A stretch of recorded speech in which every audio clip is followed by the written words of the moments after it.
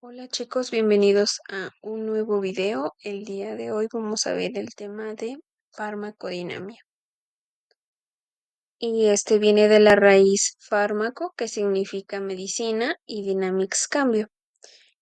Una definición sencilla es cómo el medicamento modifica el organismo. Y ya una más profesional es mecanismos de acción del fármaco y de la relación entre la concentración del fármaco y la respuesta del organismo, que vamos a ver en las siguientes diapositivas. La primera diapositiva que vamos a ver se refiere a la curva de distribución y la dosis eficaz mediana. Para empezar, es importante saber que la variabilidad en las respuestas de los pacientes debe entenderse. Perdón, a los fármacos, ay, yo siempre se puede entender. El, es cierto que no todas las personas reaccionamos de la misma forma ante un fármaco y esto se mide con una curva de distribución. Esta es una curva de distribución de frecuencia y es una representación gráfica del número de pacientes que responden a diferentes dosis de un fármaco, como mencionaba. La dosis que ocupa el punto medio de la curva de distribución representa a una dosis eficaz mediana del fármaco, ¿eh? Esta es una dosis necesaria para producir una respuesta terapéutica específica del 50% de un grupo de pacientes. Muchos pacientes van a tener una dosis mayor o menor para un tratamiento farmacológico óptimo, pero como les dije, no todos reaccionan de la misma forma. Continuando en este mismo canal sobre el índice terapéutico, ahora le vamos a agregar la seguridad del fármaco. No nada más existe esa curva de distribución, también existe otra, y es para representar la seguridad de este medicamento, de cualquier medicamento. Entonces, este se llama DL50 y quiere decir que es la dosis letal mediana de un fármaco, igual en el 50%, pero de grupo de animales, al igual que ocurre con la DE5. Hay una gran variabilidad dentro del grupo de animales hacia humanos. Y para estudiar la seguridad de un fármaco se necesita comparar la DL50 con la DE50. Y cuanto mayor sea la diferencia entre las dosis, mayor es el índice terapéutico. Aquí hay dos ejemplos. En el ejemplo, en la figura A, el índice terapéutico es de 4. ¿Qué significa? Que vamos a dividir la dosis del medicamento entre la letalidad y el número que nos dé, en este caso es 40, la dosis de letalidad que es 40, entre la otra que es 10, los miligramos del fármaco, es lo que nos va, el número que nos da, si es entre más grande sea, es mejor, porque no es tan letal el medicamento con una sola dosis, o sea, necesita más dosis, como el paracetamol, ¿no?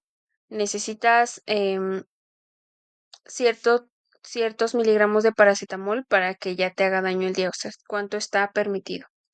Entonces, el índice terapéutico en este ejemplo es de 4, significa que es necesario administrar 4 veces la dosis media para que sea letal el medicamento o tóxico para el paciente. Y en el ejemplo B, en este caso otro ejemplo de otro medicamento, que ya quedamos que la D50 es la dosis que necesita el paciente para que haga efecto. Entonces, en el segundo ejemplo, la D50 del fármaco entre su DL50. El índice terapéutico es de 2, o sea, es decir, 10 miligramos del fármaco y su DL, la dosis letal mediana, entre su DL, que es 20, se divide y el número es 2, como lo habíamos mencionado. La diferencia entre la dosis eficaz y la dosis letal es muy pequeña y por tanto el margen de seguridad es estrecho. Si tienen dudas, déjenmelas en los comentarios porque soy nueva explicando. Y entonces después vamos a pasar a la respuesta terapéutica y la relación dosis-respuesta. Esta es la observación y la cuantificación de la respuesta del paciente a diferentes dosis del fármaco y puede explicar diversas reacciones clínicas importantes. La fase 1 es la dosis más baja del fármaco, en el cual el fármaco ha llegado a pocas células dienas. La fase 2 es una relación lineal entre la cantidad del fármaco administrado y el grado de respuesta obtenido en el paciente, ya que la administración de una dosis mayor logra un aumento proporcional, mientras que la disminución de la dosis logra un efecto menor, obviamente. La fase 3 se alcanza un punto máximo o meseta en el que el aumento de la dosis del fármaco no se traduce en una respuesta terapéutica adicional. La posibilidad es que todos los receptores de ese fármaco estén ocupados o cuando se logre la meta de la administración, es decir, cuando ya, por ejemplo, una persona que tiene migraña, ya cuando se le quita la migraña, ya no es necesaria una dosis mayor porque no va a producir más alivio. Y aunque en esta fase un aumento de la dosis no consiga un mayor efecto terapéutico, sí puede producir reacciones adversas, como lo hemos venido mencionando.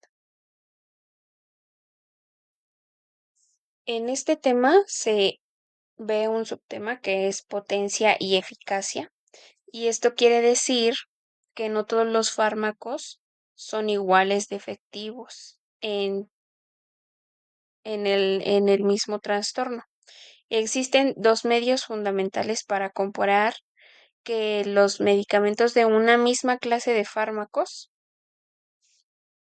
pueden no tener las mismas características. Este es potencia y eficacia. La potencia es que un fármaco más potente producirá un efecto terapéutico o una dosis menor de la que sería necesaria con otro fármaco de la misma clase. Potencia, que producirá un efecto terapéutico con una dosis menor que otro fármaco de la misma clase. Ejemplo, dos sustancias, el fármaco X y el fármaco Y de la misma clase, producen un descenso de la presión arterial en miligramos por decilitro. Si el fármaco X produce ese efecto con una dosis de 10 y el fármaco Y con una de 60, entonces ¿cuál es más potente? El de 10, porque con menos logra hacer lo mismo que el otro. Ahora, el otro es eficacia. Este corresponde a la magnitud de la respuesta máxima, que un fármaco específico puede producir. Ejemplo, el fármaco A es más eficaz porque obtiene una respuesta máxima mayor. Si tienen dudas, me las dejan en los comentarios. Desde la perspectiva farmacoterapéutica, la eficacia es siempre más importante que la potencia, porque a lo mejor y sí puede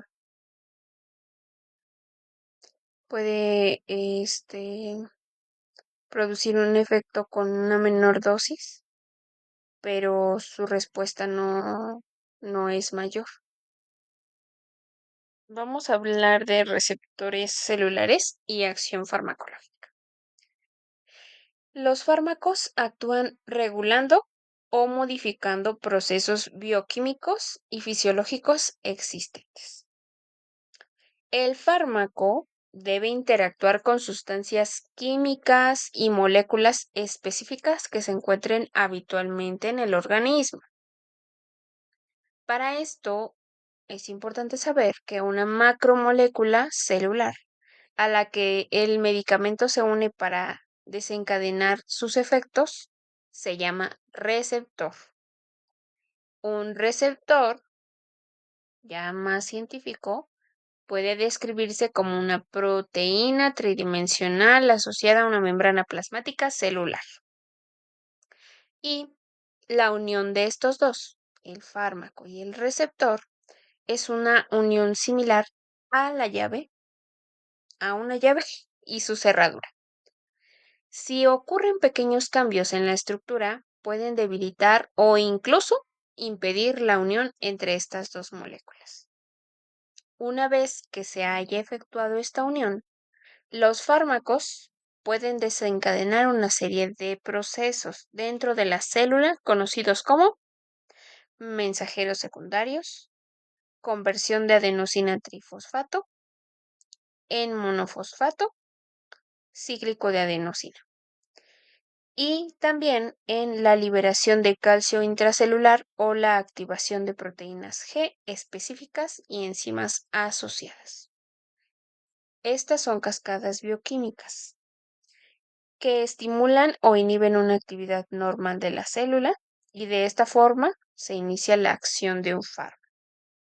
En el organismo hay dos tipos básicos de receptores, alfa y beta. Este es un poco de historia y actualmente estas se han descubierto más subtipos de receptores, entre ellos alfa 1, alfa 2, beta 1, beta 2, etc. Y en estos se va haciendo más especificidad en la farmacoterapia, la cual permite ver mayores reacciones adversas. En la anterior diapositiva me equivoqué, no son mayores, sino menores reacciones adversas. Ahora vamos a ver los tipos de interacción entre el fármaco y su receptor. Hay dos tipos. De una vez les adelanto, porque he puesto mucho texto. Agonista y antagonista. Un fármaco, cuando se une a un receptor, puede producir diversos efectos terapéuticos. Se estimula o se inhibe una actividad específica en la célula. En un fármaco que produce el mismo tipo de respuesta que una sustancia endógena se denomina agonista. Y los agonistas logran una respuesta máxima mayor que la sustancia química endógena. Entonces, el término agonista parcial describe un medicamento que produce una respuesta más débil o menos eficaz que un agonista. En su contrario, el fármaco que se une al receptor y evita que la sustancia endógena actúe, uno, uno la ayuda y el otro evita que actúe la sustancia endógena. El que evita se llama antagonista. Los antagonistas compiten con los agonistas por los lugares de unión al receptor. Y no todos los tipos de antagonismo están asociados a receptores. Es importante que lo sepan. Existen antagonistas funcionales que inhiben los efectos de un agonista, no compitiendo por un receptor, sino modificando los factores farmacocinéticos. Y los antagonistas pueden ralentizar su absorción de un fármaco o aumentar su metabolismo o su eliminación, lo que hace que acelere la salida del fármaco del organismo, del agonista. Ya esta es la última diapositiva, terminamos súper rápido. Yo Mm, Pensé que iba a ser un tema más largo. Ahora solo como comentario, en la farmacología del futuro, hace poco se pensaba que cada fármaco suponía el mismo tratamiento seguro y eficaz para todos los pacientes. Desafortunadamente, como hemos visto en las anteriores diapositivas, un porcentaje significativo de la población desarrolla efectos secundarios o bien no responde en absoluto. En la actualidad, descartan el planteamiento uno para todos, porque ya dijimos que todos son diferentes. Entonces, del tratamiento farmacológico. Entonces, está diseñado para tratar a toda una población sin abordar la variación interpersonal. Hay un proyecto que se llama Proyecto Genoma Humano y otros avances médicos que se espera que en el futuro puedan hacer que los fármacos puedan ajustarse a pacientes que posean similitudes genéticamente específicas y sigan disminuyendo las reacciones adversas de los fármacos.